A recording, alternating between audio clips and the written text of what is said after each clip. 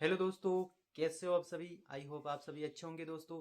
जैसा कि आप सभी को पता है कि अभी ग्रुप डी का एग्ज़ाम जो अभी चल रहा है और इसके बाद रेलवे एएलपी का एग्ज़ाम होगा और इसके बाद टेक्नीशियन का एग्ज़ाम होगा। तो अब हम आगे क्या करें क्या नहीं करें, ठीक है। तो इसी टॉपिक पर आज इस वीडियो में बात करने वाले हैं।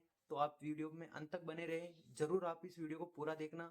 और आप देखने के बाद आपको थोड़ा सा जो डीमोटिवेशन हुआ है एग्ज़ाम होने के बाद, या हमने जो 2024 और 25 में जो भी एग्ज़ाम दिए हैं, ठीक है, तो हमारी तैयारी भी हो चुकी है इतनी। तो अब कोई भाई जो है जो डिमोटिवेट होके मतलब पढ़ाई छोड़ना चाहता है, तो वो भी इस वीडियो को ज़रूर देखे, ठीक है। ये वीडियो सभी भाइयों के लिए है जो एग्ज़ाम की तैयारी करते हैं गवर्नमेंट जॉब की, ठीक है। तो अब आगे क्या करना है क्या नहीं करना है, ठीक है। तो दोस्तों, जैसा कि 2024 और 25 में एग्ज़ाम हुए हैं, अब 2026 में जो एक तो रेलवे ग्रुप डी का एग्ज़ाम जो अभी चल रहा है और उसके बाद में एलपी का एग्ज़ाम होगा। कैलेंडर पूरा आ चुका है और उसके बाद में टेक्नीशियन का भी पेपर 2026 में ही होगा। और उसके बाद में एनटीपीसी और ऐसे ही चलते रहेंगे। पूरा कैलेंडर रेलवे ने जारी कर दिया है। तो अब हमें तैयारी नहीं छोड़नी है, बस आगे तैयारी करते रहना है, क्योंकि हमारी तैयारी इस लेवल की तो हो चुकी है भाई कि हम जैसे पहले एक तो जीरो से स्टार्ट करते हैं, तो जीरो से तो हमने स्टार्ट कर दिया है। अब हम इस लेवल पे पहुंच सके जहाँ पहले मैथ में हमारे 25 में से 15 नंबर आते थे, 16 नंबर आते थे, 10 नंबर आते थे, और अब आ रहे हैं हमारे 20 में से, मतलब 20 25 में से 20, 21, 22, 23 इतने नंबर आ रहे हैं, ठीक है। तो ये तैयारी मतलब पहले धीरे धीरे कम आते हैं नंबर, है ना। फिर धीरे धीरे हमारे इंक्रीज होते जाते हैं, जैसे जैसे हमारी प्रैक्टिस बढ़ती जाती है वैसे वैसे हमारे नंबर इंक्रीज होते जाते हैं। तो हमें अब क्या करना है, क्योंकि हमने जो ग्रुप डी का एग्ज़ाम दिया है तो उसमें हमने मैथ भी पढ़ ली है और रीजनिंग भी पढ़ ली है, साइंस भी पढ़ ली है और करंट अफेयर भी पढ़ लिया है। तो हमारी तैयारी में जो रेलवे है ना वो पूछता है वो सब हमने पढ़ लिया है, जो टेक्नीशियन में भी काम आएगा और एलपी में भी काम आएगा आएगा और आगे ग्रुप डी की जो वैकेंसी आने वाली है उसमें भी काम आएगी। तो हमें अपनी तैयारी नहीं छोड़नी है। और अब क्या करना है, अब हमें डेली मॉक टेस्ट लगाना है। जैसे जैसे एलपी की तैयारी करूंगा तो एलपी के मॉक टेस्ट लगाऊंगा, ठीक है। और टेक्नीशियन का करूंगा तो टेक्नीशियन के मॉक टेस्ट भी लगाऊंगा, जो 2025 और 24 में एग्जाम हुए हैं टेक्नीशियन और एलपी के, उसी के बेस पे, ठीक है। तो हमारी एलपी सीबीटी 1 की तैयारी तो हो चुकी है, ठीक है। उसमें सेम सिलेबस आता है, मैथ आती है, रीजनिंग आती है, मैथ्स 25 की आती है, रीजनिंग 30 की आती है और किसी में 25 की आती है, ठीक है। साइंस 40 की आती है टेक्नीशियन में, ठीक है। और एलपी में 25 की आती है, 20 की आती है, ठीक है। तो ऐसे ऐसे हमारी तैयारी, जैसे हमने ग्रुप डी की तैयारी करी है ना, तो उसमें हमारी तैयारी। और दोस्तों, मॉक टेस्ट लगाने के बाद हमें उस जो हमने मॉक टेस्ट लगाया है, जैसे ग्रुप डी का लगाया है तो ग्रुप डी का मॉक टेस्ट का एनालाइज करना है, जैसे एलपी का लगाया है तो पूरे जो मॉक टेस्ट लगाया है उसी का हमें एनालाइज करना है, ठीक है। क्योंकि वैकेंसी भी कम है, कट ऑफ बहुत ज़्यादा जाती है, हमारी छोटी सी गलती हमें एग्जाम से बाहर कर देती है। तो इसका हमें ध्यान रखना है, छोटी छोटी गलतियों से जो हमें मॉक टेस्ट में पता चलता है भाई कि मेरा ये टॉपिक कमज़ोर है, तो मुझे इसी टॉपिक पर काम करना है ना। तो जो भी आपका टॉपिक कमजोर है ना दोस्तों, उसी का आप वीडियो देखो और उस टॉपिक को कंप्लीट कर लो, ठीक है। क्योंकि रेलवे के जो क्वेश्चन है ना वो बहुत ज़्यादा रिपीट होते हैं, पीवाईक्यू बहुत ज़्यादा पूछता है, केवल डाटा चेंज हो जाता है, बाकी क्वेश्चन वही रहते हैं जो एग्जाम में पूछे गए हैं, ठीक है। तो आपको पीवाईक्यू पे ज़्यादा काम करना है, पहली बात, ठीक है। और जो 2024 और 25 में जो एग्ज़ाम हुआ है ना, तो उन्हीं का हमें पीवाईक्यू देखना है, ठीक है।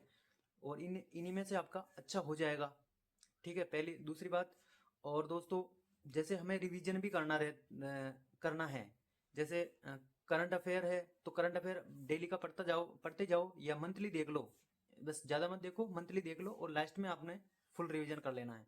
और साइंस की बात करें दोस्तों, साइंस सर के लिए आप नीरज सर को फॉलो कर लीजिए, जो वो पढ़ाते हैं ना क्लास में वही पढ़ लीजिए, बहुत है। और उसी क्लास का आप या तो नोट्स बना लो या फिर उसी को रिवाइज कर लो, ठीक है।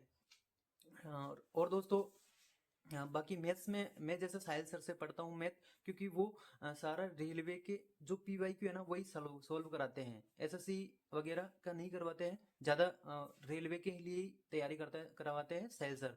तो उनको फॉलो करता हूँ, एक नीरज सर को करता हूँ साइंस के लिए, ठीक है। और उसके बाद रीजनिंग के, तो रीजनिंग में प्रैक्टिस करता हूँ ओनली। जो मॉक टेस्ट में पूछते हैं ना, जो रीजनिंग के में 30 का जो मिनी मॉक आता है टेक्स्ट बुक पे, वो वाला मॉक टेस्ट में लगाता हूँ।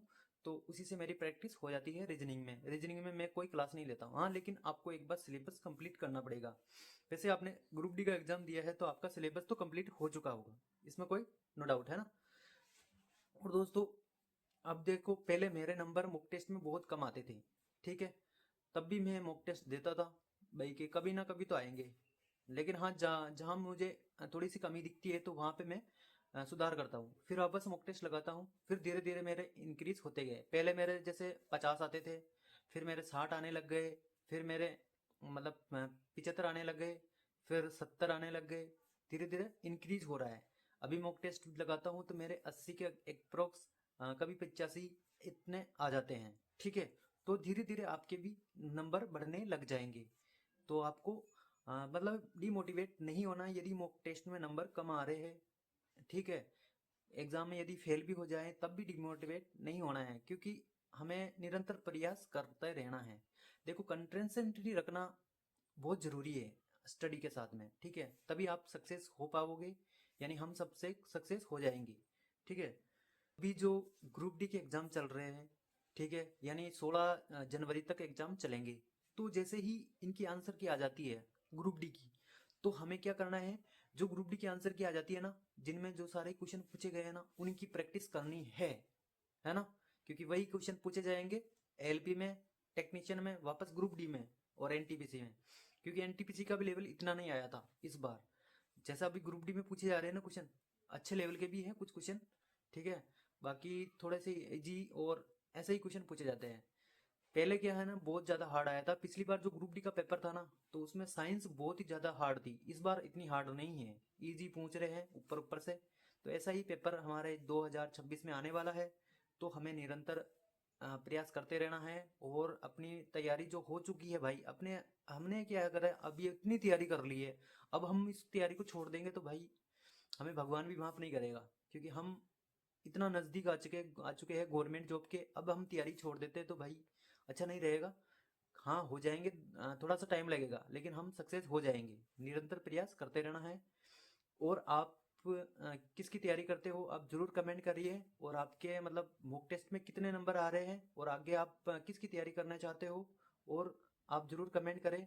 जो भी आपको डाउट हो वो जरूर पूछें, ठीक है। और जिन भाइयों का एग्जाम अभी नहीं हुआ है ग्रुप डी का, उसका मैंने पूरा वीडियो डाल दिया है, ठीक है। ये मैथ के जो क्वेश्चन है मैंने वो बता दिए हैं, और पूरा जो पेपर है ना वो एनालाइज भी करवा दिया है।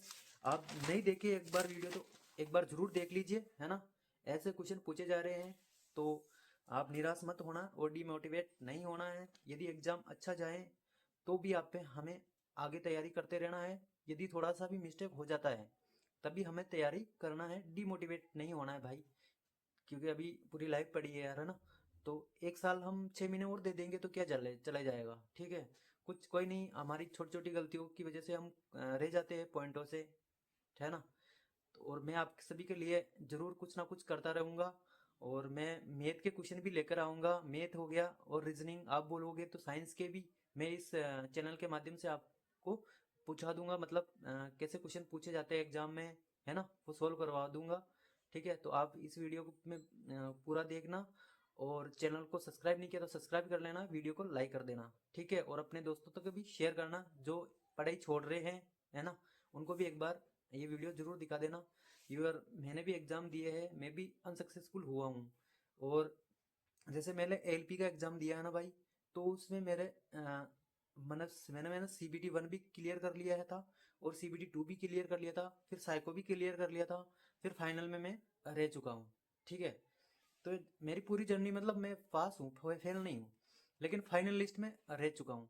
इसका कारण यही है कि कहीं ना कहीं मेरी साइंस में कमी रही होगी, या मैथ्स में कमी रही होगी, या रीजनिंग में कमी रही होगी, है ना।